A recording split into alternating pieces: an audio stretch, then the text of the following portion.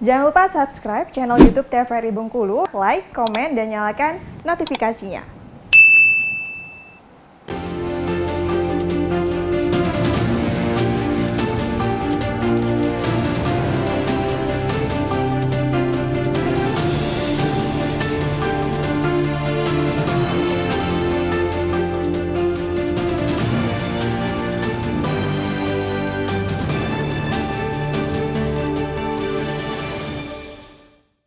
Terima kasih Anda masih bersama kami dalam acara Berendo dengan tema kita PPDB dimulai. Kita lanjutkan tadi ya pembahasan kita dengan Pak Sultan yang sempat terpotong ya terkait dengan tanggapannya PPDB yang sudah dimulai ini apakah berdampak bagi sekolah swasta sendiri? Seperti apa Pak Sultan? Ya, terima kasih. Artinya berbicara masalah pendidikan itu adalah hak dan kewajiban. Artinya orang tua dan lainnya bebas memilih dimanapun sekolah berada. Tetapi ingat ada aturan yang membuat itu. Pemerintah sebagai pengatur regulasi harus taat pada aturan yang ada.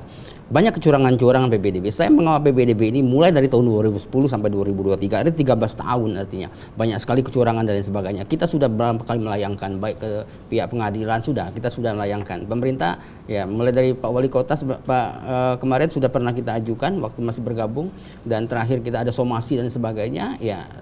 Ucapannya terakhir minta maaf itulah. Nah, dan selalu itu diulangi dan dilakukan juga.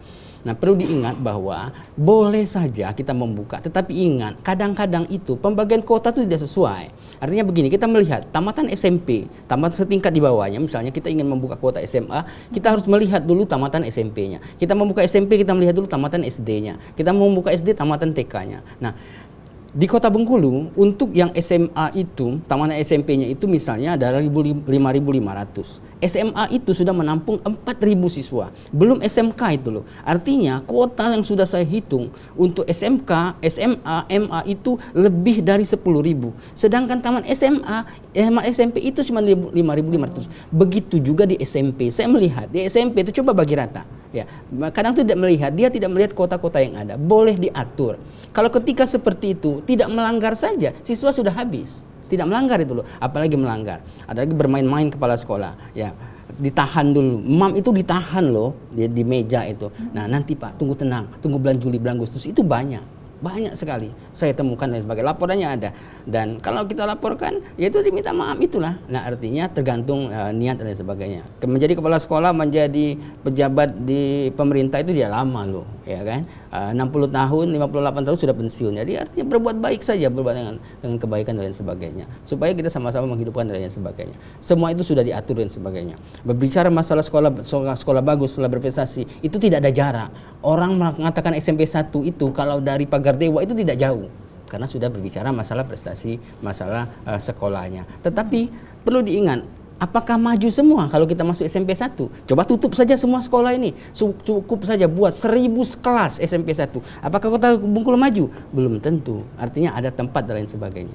Itu pandangan saya terhadap bagaimana PBBD, bagaimana hati kita lah mengatur, mengajak supaya ke depan ini kita menjadi lebih baik. Berarti sebenarnya ini juga menjadi PR ya bagi sekolah swasta sebenarnya ya, karena daya tampungnya sendiri setiap orang sudah habis, ya, sudah habis ya, karena minat masyarakat itu kan lebih kepada sekolah yang lainnya kan, sekolah favorit ya kalau kita bahas seperti itu. Nah, tapi kalau dari Pak Mutarimin terlebih dahulu nih Pak Mutarimin, tadi kan sudah dibahas ya kepada Pak Sultan kalau misalnya terdapat kecurangan-kecurangan seperti itu. Kalau misalnya di sekolah Bapak sendiri pernah merasakan seperti itu Pak?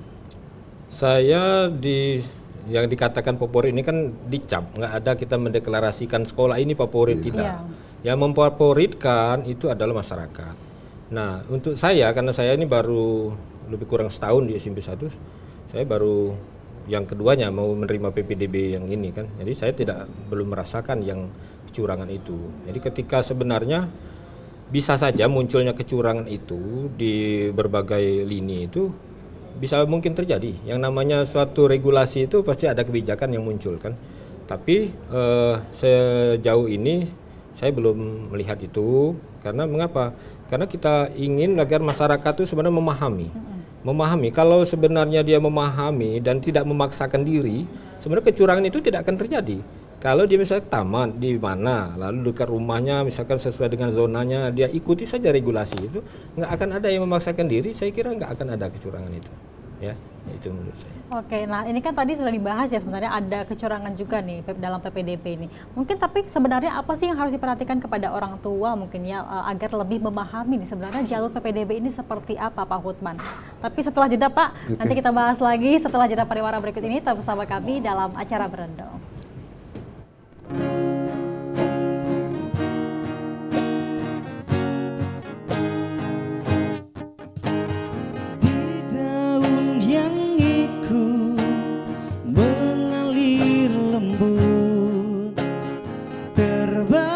Sungai ke ujung mata dan aku mulai takut terbawa cinta, menghirup rindu yang sesakan.